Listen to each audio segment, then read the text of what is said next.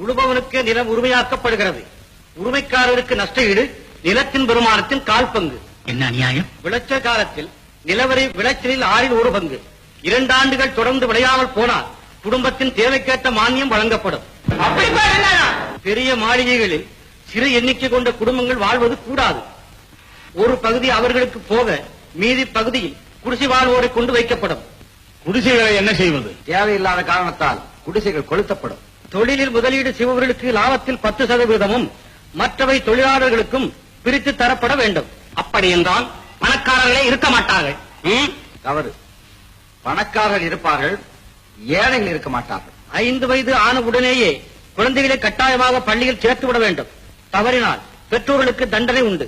வசதி இல்லாத பெற்றோர்களை என்ன செய்வது? அவசரப்படாதீர்கள். பள்ளி படிப்பு முடிந்து தொழிலில் ஈடுபடும் வரை மாணவர்களை பராமரிக்கும் பொறுப்பை அரசாங்கம் ஏற்றுக்கொள்கிறது.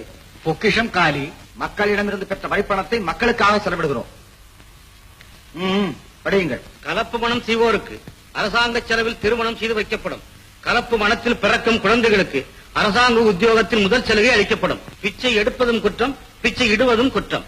விவசாயிகள் குடும்பம் ஒவ்வொன்றிற்கும் 1 வீடு, 5 காணி நிலம், 2 காடுகள், 4 கோட்டை விதைகள், 1 கலப்பை தரப்படும். விவசாயிகளையே பார்க்கிறார் மன்னர். நகரத்தை பற்றி கவலையே படவில்லையே. நகரத்தில் உள்ளவர்களுக்கு ஒரு உதவியும் இல்லையா? அவர்களை பற்றி எங்கே கவலைப்பட போகிறார்கள்? முழுவதையும் கேளுங்கள். அதேபோல் நகரத்தில் வாழ்பவருக்கு திறமைக்கேற்ற தொழில் கொடுக்கப்படும். ஒவ்வொருவருக்கும் தேவைக்கேற்ற ஊதியம் கொடுக்கப்படும். சட்டம். ஆண்டான் அடிமை, தாழ்ந்தவன் உயர்ந்தவன், தொட்டால் தீட்டு, கைப்பட்டால் பாபம், வீதியில் நடக்கக்கூடாது, கோவிலில் நுழையக்கூடாது, பொது கிணற்றில் தண்ணீர் எடுக்கக்கூடாது என்று யார் சொன்னாலும் தடுத்தாலும் 2 ஆண்டுகளுக்கு குறையாமல் கடுங்காவல் தண்டனை விதிக்கப்படும். கற்பழித்தால் தூக்கு தண்டனை. எல்லா குற்றவாளிகளும் கருணை மனு சமர்ப்பிக்கலாம். ஆனால் கற்பழித்தவனுக்கு மட்டும் அந்த உரிமை கிடையாது. இந்த சட்டங்களை நாங்கள் எதிர்க்கிறோம். தேவையில்லையா? இந்த சட்டங்கள் உங்களுக்காக மட்டுமல்ல.